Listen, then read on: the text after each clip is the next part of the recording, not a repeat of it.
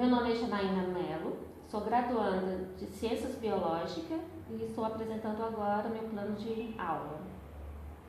Meu plano de aula é sobre onicomicoses, fungos causadores de onicomicose e causadores de micose. As onicomicoses são as doenças que dão nos leitos unguiais. A gente vai falar um pouco sobre o reino fungi, característica do reino fungi.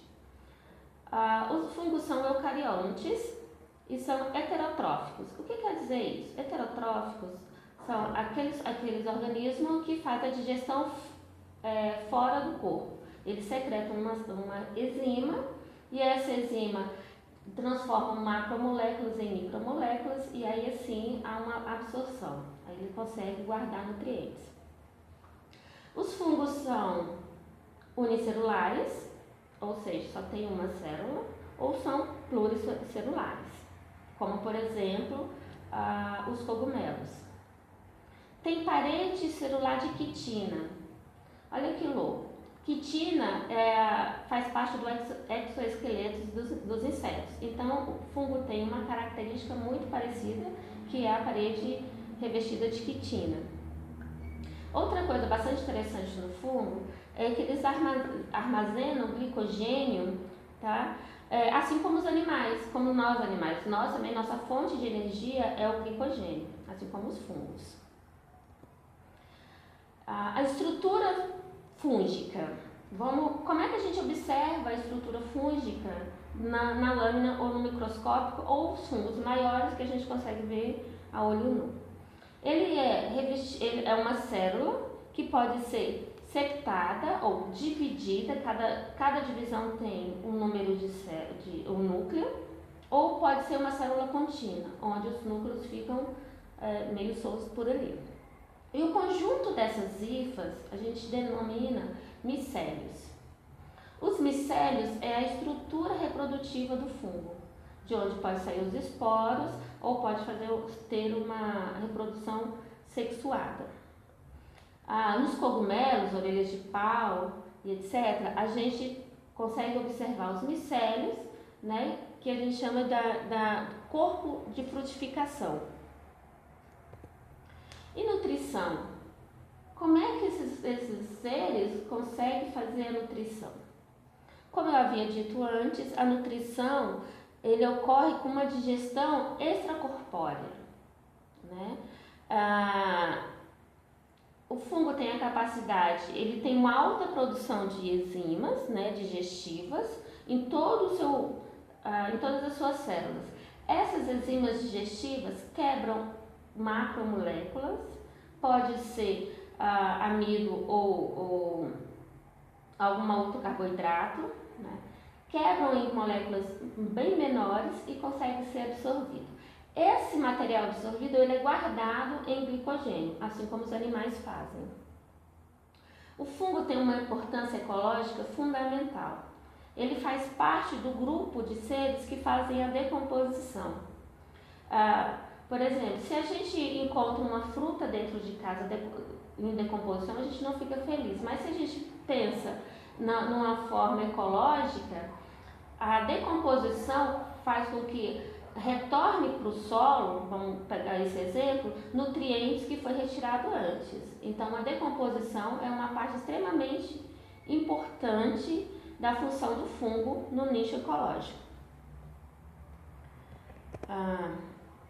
E aí a gente tem os saprófitos, por exemplo, quando uma fruta apodrece dentro da nossa geladeira, isso significa que tem uma ação de fungo ali. Eles são decompositores. Eles secretaram as enzimas e agora eles estão se alimentando dessa fruta. É muito comum a gente observar uma fruta podre e retirar do restante das frutas, porque senão o fungo vai se espalhar ali e aí vai acabar apodrecendo todas as outras frutas. Mas a gente também tem os fungos parasitas, né? Por exemplo, aquele fungo que parasita a formiga zumbi.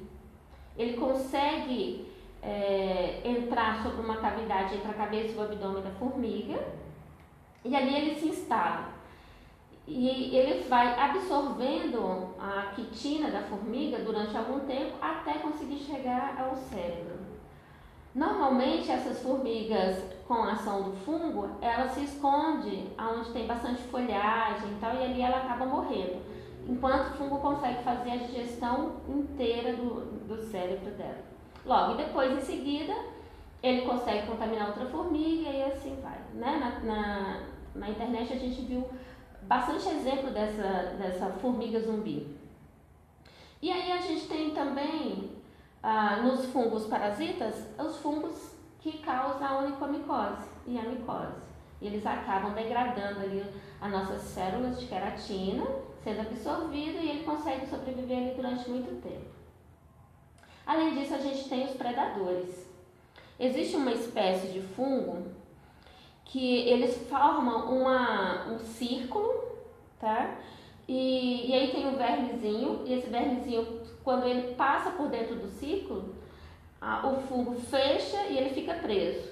E aí ele começa a secretar enzimas e faz a absorção desses nutrientes. Então, independente da forma do fungo, todos eles têm uma alimentação extracorpórea, sempre por absorção. Além disso, nós temos o mutualismo. Significa que, em uma associação mutualista, todos saem ganhando. E o fungo pode se associar a uma alga, tá? E aí a gente chama de linking, aquelas formas meio vegetativas, assim, com umas bordas irregulares que a gente vê em pedras, em árvores, ali é um líquen, ou a micorriza, que é um fungo associado às raízes de plantas. O fungo consegue quebrar algumas substâncias que são importantes para as plantas, e as plantas, ao mesmo tempo devolvem para o fungo a alimentação que ele precisa. Então a gente chama isso de associação mutualística. A reprodução dos fungos. A gente viu como ele se alimenta, qual a estrutura, né, do fungo. Vamos pensar agora como é que é a reprodução. Se ele tem uma característica bem peculiar, né?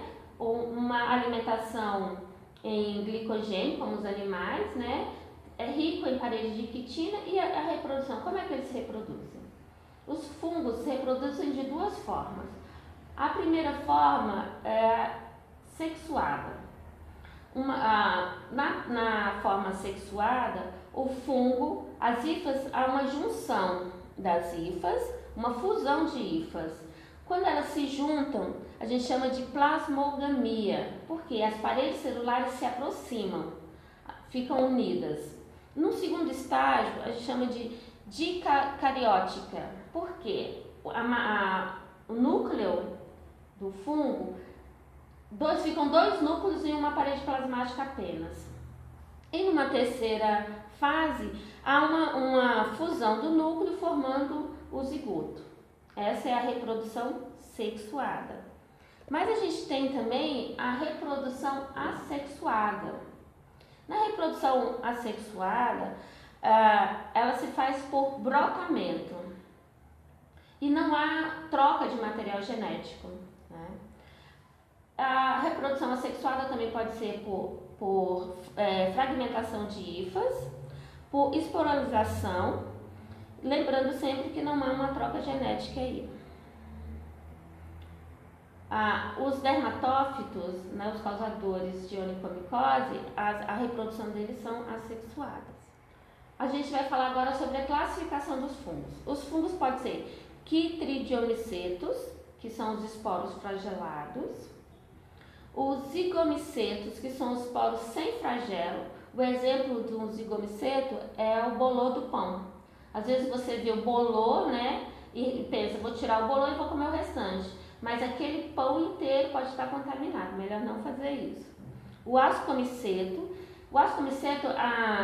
um exemplo, ele tem uma bolsa, e dentro da bolsa, como se fosse um saco. E dentro do saco são os esporos. Ascomiceto, ele é bem famoso porque é o fungo que faz a levedura, que faz a cerveja. O bacilmiceto são bacilos, né? Como bacídios. Eles são, por exemplo, os cogumelos, né? Os cogumelos que a gente come, tem gente que toma, enfim. Os deutromicetos, conídeos esporos, por exemplo, a cândida. A cândida é um fungo que a gente tem na microbiota normal, né? nas regiões genitais, e o desequilíbrio dela é que dá as candidíase. A gente pode ter o sapinho na boca, por exemplo, e pode ter os pés de atleta, que são aquelas frieiras entre os dedos. É muito comum também estar associado a algum outro fungo na subungual, né, como as onicomicoses. Vamos pensar agora na importância dos fungos, porque o fungo é um micro-organismo que pode estar em qualquer lugar. Pode estar na terra, pode estar no alimento, pode estar no ar, porque os esporos são bastante leves, né? Pode estar na água, então ele é um micro-organismo onipresente, digamos assim. Importância dos fungos. Nós falamos sobre a estrutura, a reprodução, né? A forma de alimentação dos fungos, e agora a gente vai falar sobre a importância. O fungo tem uma importância gigantesca, mesmo porque eles são micro-organismos que estão em todos os ambientes. Ele está no ar, ele está na terra, está na água, está no alimento, está internamente na gente, está sobre o tecido epitelial. Então, o fungo é um micro-organismo que normalmente a gente se depara muito durante a nossa vida. E eles têm a primeira importância do fungo é que eles são seres decompositores. O que é isso? Ele transforma macromoléculas em micromoléculas. Ele devolve nutrientes ao meio. Então, ele tem uma importância ecológica gigantesca. Imagina que se a gente não tivesse os seres decompositores, nós teríamos ainda carcaça de dinossauro. Então, os seres decompositores têm uma importância no nicho ecológico gigantesca. O fungo tem uma importância também na nossa alimentação. A gente tem queijos, cervejas, enfim, algumas faz parte da nossa alimentação, né? E medicações, né? Alguns fungos são utilizados para a fabricação dos antibióticos. Essa é a parte boa. A parte ruim é que os fungos também causam algumas doenças nos seres humanos. Assim, por exemplo, não só em seres humanos, mas em animais, etc. A gente vai focar agora nas doenças, principalmente ou somente na onicomicose e micose de pele. Vamos falar da onicomicose. Todo mundo na família tem um tio, uma avó, um primo que tem uma lesão na unha, né? E normalmente as pessoas não sabem como tratar e não sabem nem o que é e como fazer. Às vezes a pessoa tem uma lesão na unha e empresta um sapato, ou vai fazer a unha e não leva o material, usa o esmalte na manicure, o esmalte que todo mundo usa uma lixa que todo mundo usa. E ali, nesses locais, existem esporos de fungo que podem ser de uma forma de contágio.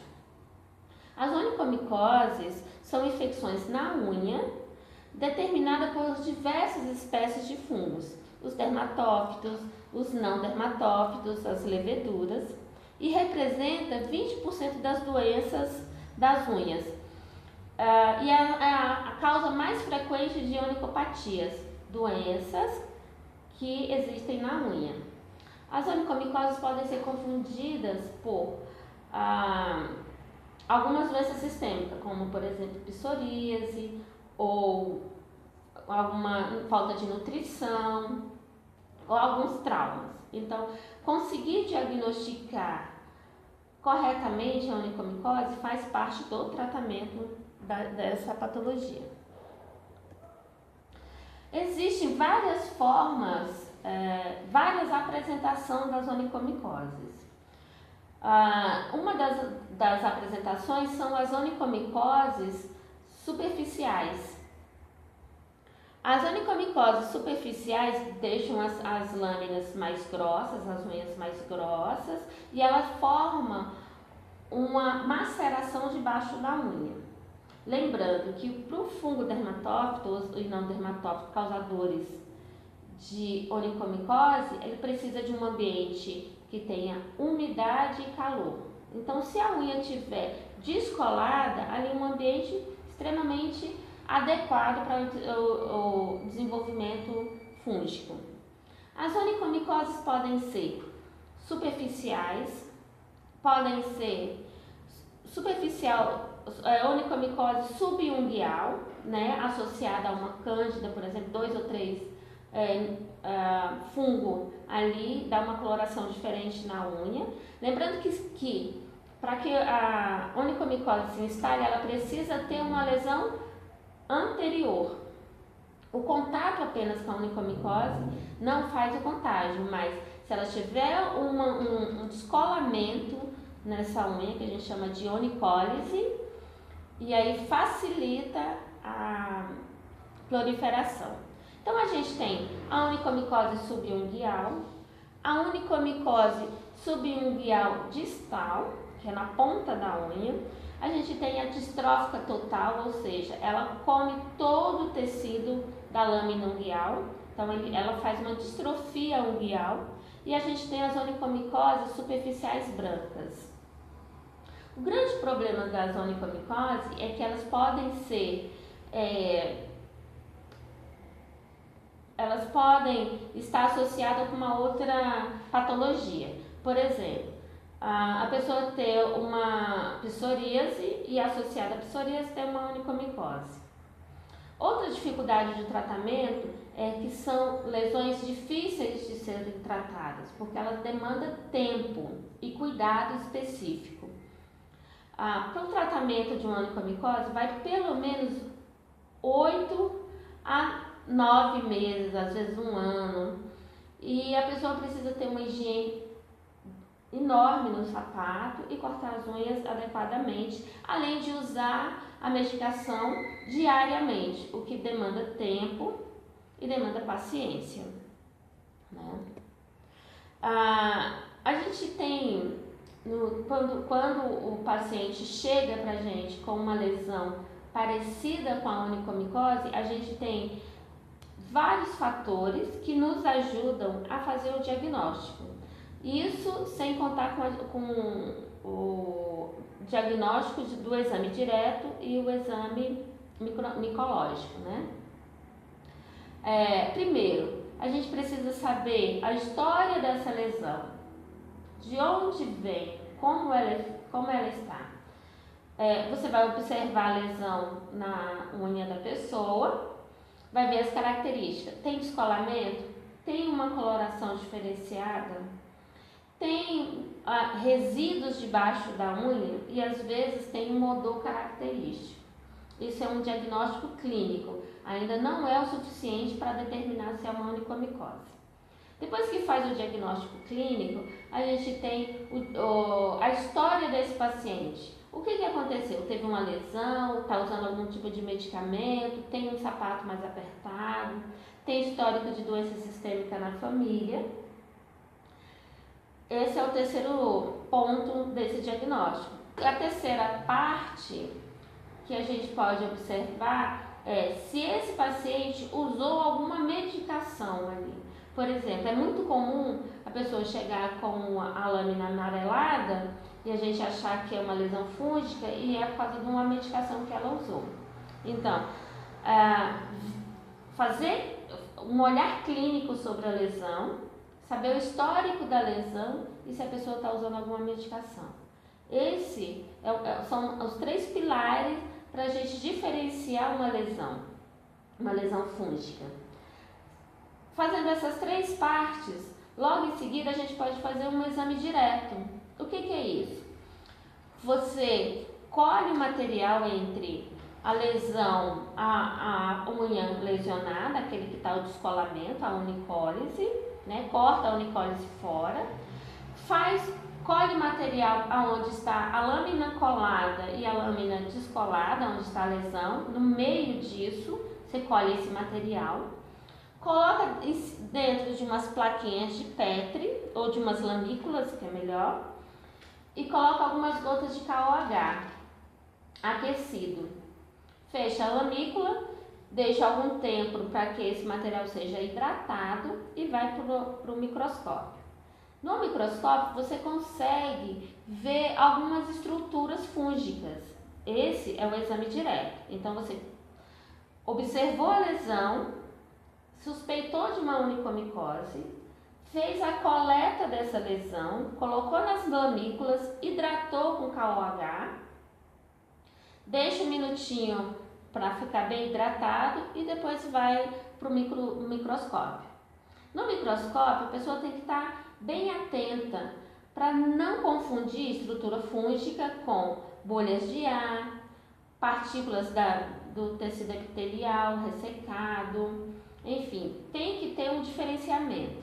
Depois que você conseguiu observar a estrutura fúngica, você vai até o atlas e vê se consegue identificar alguma coisa. Dificilmente nesse momento você consegue identificar, mas algumas, por exemplo, algumas hifas septadas é possível ver. Mas aí a gente, para ficar melhor o diagnóstico, você pode, além de fazer o exame direto, fazer o cultivo desse material. Como é que a gente faz isso? A gente chama de exame de cultura, micológico de cultura.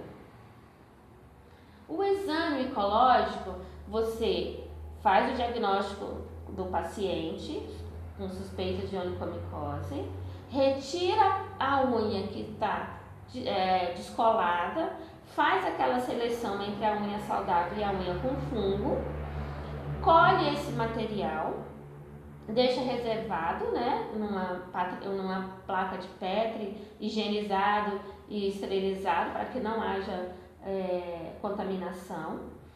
E já tem que estar pronto os meios de cultura. Meios de cultura são substâncias, são nutrientes artificiais que a gente usa para que o fungo cresça. Esse nutriente ele tem que ser colocado dentro de tubos, tá? Esse material tem que ser esterilizado. O ideal é que a gente guarde esse material isolado em um lugar a temperatura ambiente, porque normalmente há uma contaminação dos micro-organismos que está no ambiente. Então, se você deixa durante algum tempo em um lugar sem ser na geladeira, se tiver contaminação, ele já apresenta ali.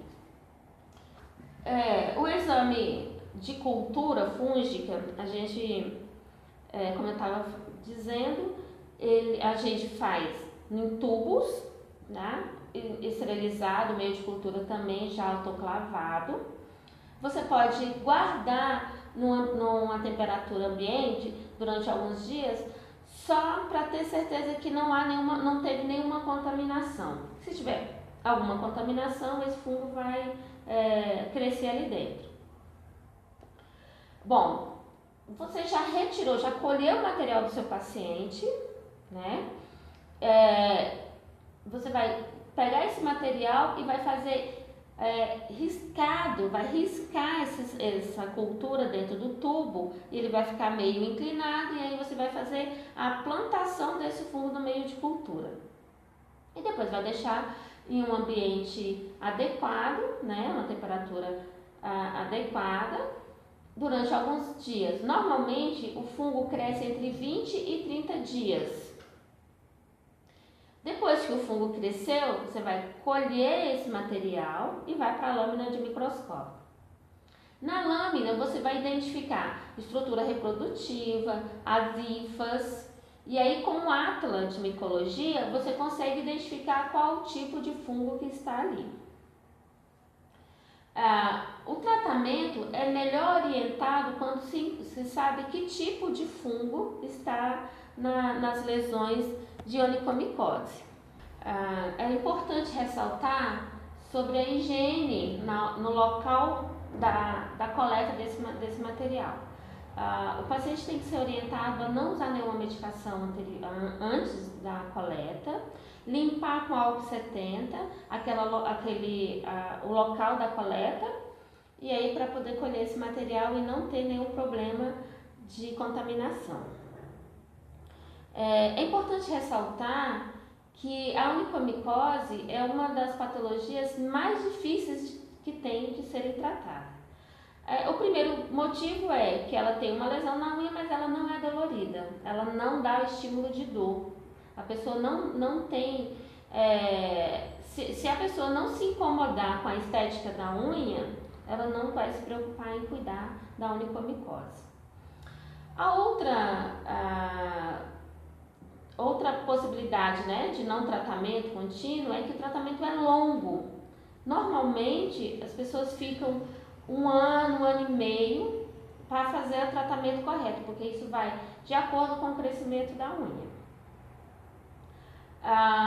O que acontece também é que as pessoas ficam 20 anos com a unha infeccionada, com o fungo na unha, usando medicações, deixando esse material, esse micro-organismo muito mais resistente. Lembrando que pacientes diabéticos têm mais possibilidade de pegar onicomicose, grávidas, né, principalmente nos primeiros meses de gestação, têm facilidade de pegar onicomicose, e as pessoas que frequentam muito salão de beleza, que fazem unha, né, com a manicure e tal, também tem grande possibilidade. Geralmente as pessoas que são imunodepressivas, ela tem uma possibilidade de pegar uma onicomicose. Bom, esse foi meu trabalho. Eu sou podóloga e eu trabalho com isso. Eu trabalho num laboratório onde a gente atende várias pessoas. E uma das infecções mais contínuas, né, que mais aparece no nosso laboratório é a onicomicose. Por isso que eu quis fazer esse trabalho sobre onicomicose. Muito obrigada e até a próxima.